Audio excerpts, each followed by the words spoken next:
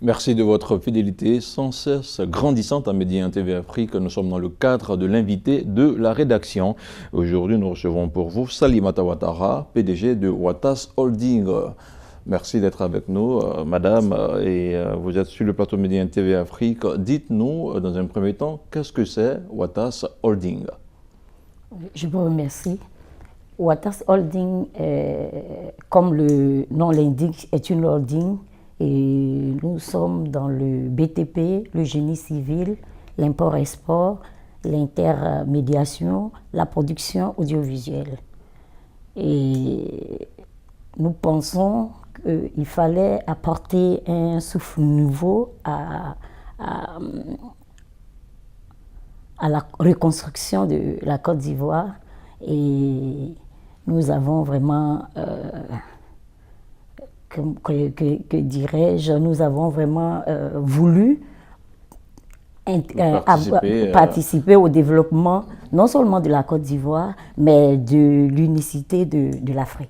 Alors, Ouattas Holding est donc parvenu à diversifier son secteur d'activité juste après la crise qu'a connue la Côte d'Ivoire. Vous faites partie des femmes qui font parler de plus en plus de la Côte d'Ivoire hors de nos frontières. Vous avez récemment participé à l'IBF, l'International Business Forum, qui s'est tenu à Tunis. De quoi s'agissait-il exactement? Il s'agissait d'un forum de plusieurs CEOs. Et il fallait vraiment expliquer, moi j'ai expliqué comment gérer une crise en entreprise. Parce qu'on estime que la jeunesse nous suit et qu'ils ont besoin de conseils pour pouvoir évoluer. Mais je pense que ce genre de forum serait idéal et la bienvenue régulièrement pour permettre aux entreprises de s'exprimer.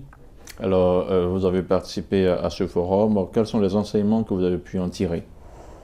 J'ai tiré de gros enseignements parce qu'il y a eu plusieurs chefs d'entreprise qui ont donné leur expérience. Désormais, je sais comment gérer des crises, parce qu'il n'y a pas seulement une crise, je sais comment gérer une crise, que ce soit en entreprise ou bien dans un État, et comment continuer quand bien même que c'est difficile. Très bien, mais comment avancer malgré les difficultés? Alors, le leadership féminin, pour vous, qu'est-ce que c'est exactement? Qu'est-ce que cela implique dans votre vie au quotidien quand on sait que vous êtes entouré dans un secteur qui est composé à majorité d'hommes?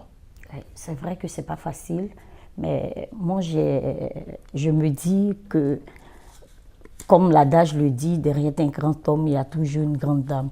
Donc nous, les femmes, nous devons nous lever et montrer notre savoir-faire. Et à partir de ce savoir-faire, aider encore plus nos États. Ce n'est pas facile de gérer une famille et une entreprise. Surtout que moi, j'ai choisi le domaine des hommes. Ce n'est pas du tout facile, mais quand on décide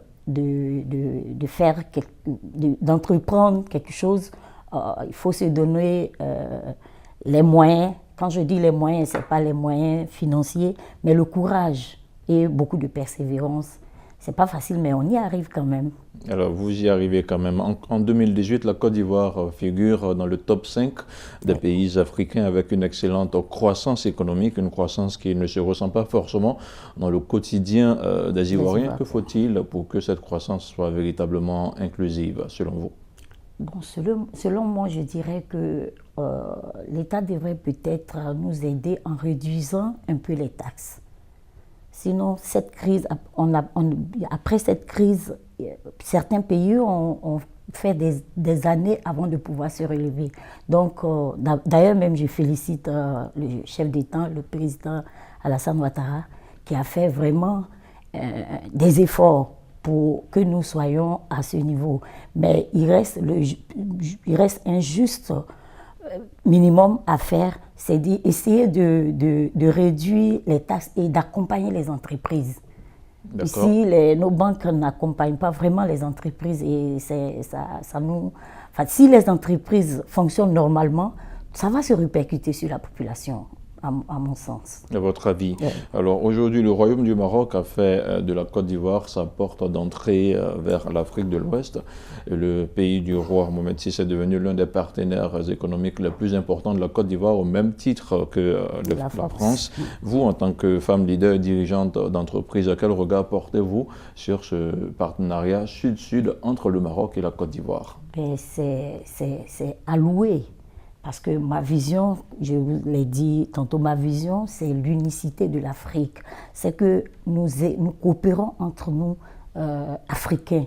Parce que les Européens ne viendront pas nous faire développer.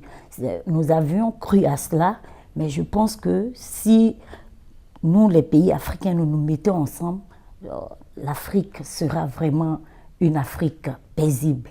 Parce que nous avons tout ici pour réussir. Et je loue vraiment l'exemple du Maroc.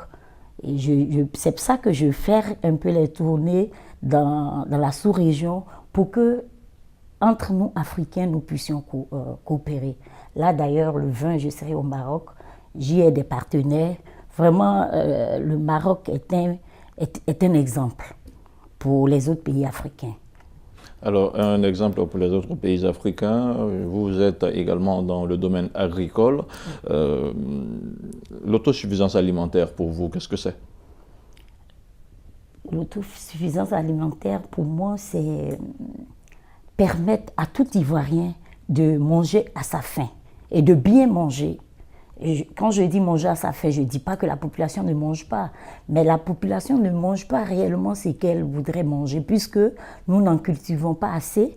Donc le pouvoir d'achat est élevé, ça ne permet pas à tout Ivoirien de pouvoir vraiment bien manger. Donc moi, je voudrais que ce domaine soit beaucoup plus développé.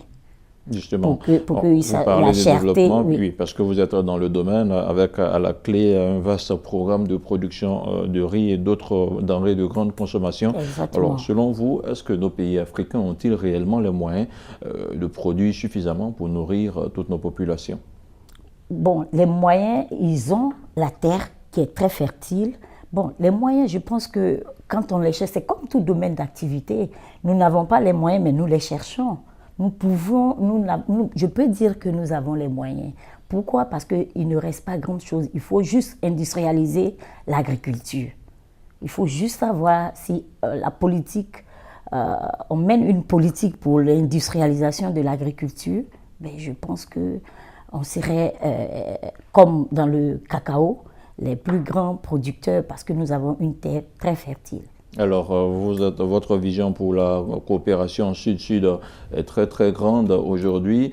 Quel mode de coopération faut-il véritablement entre ces différents pays? Tout à l'heure, on a parlé de l'exemple du Maroc. Ouais. Alors, pour terminer, quelle vision faut-il exactement pour pouvoir développer nos pays africains?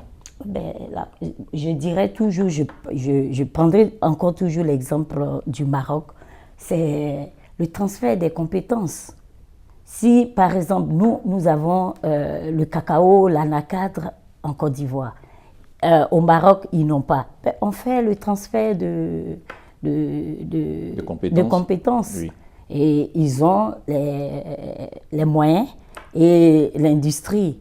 Donc, une telle coopération pourra faire vraiment avancer la Côte d'Ivoire. Alors, pour terminer, votre mot sur le fait que le Maroc veuille intégrer la CEDEAO. Ben, je pense que moi, si j'avais été décideur, je dirais oui tout de suite. Je dirais oui tout de suite parce qu'ils le prouvent par les actes qu'ils posent. Donc, moi, je dirais oui, mais malheureusement, ce n'est pas moi qui décide. Sinon, c'est vraiment une très bonne initiative qu'ils puissent intégrer vraiment la CEDEAO. Merci beaucoup, Salimata Ouattara.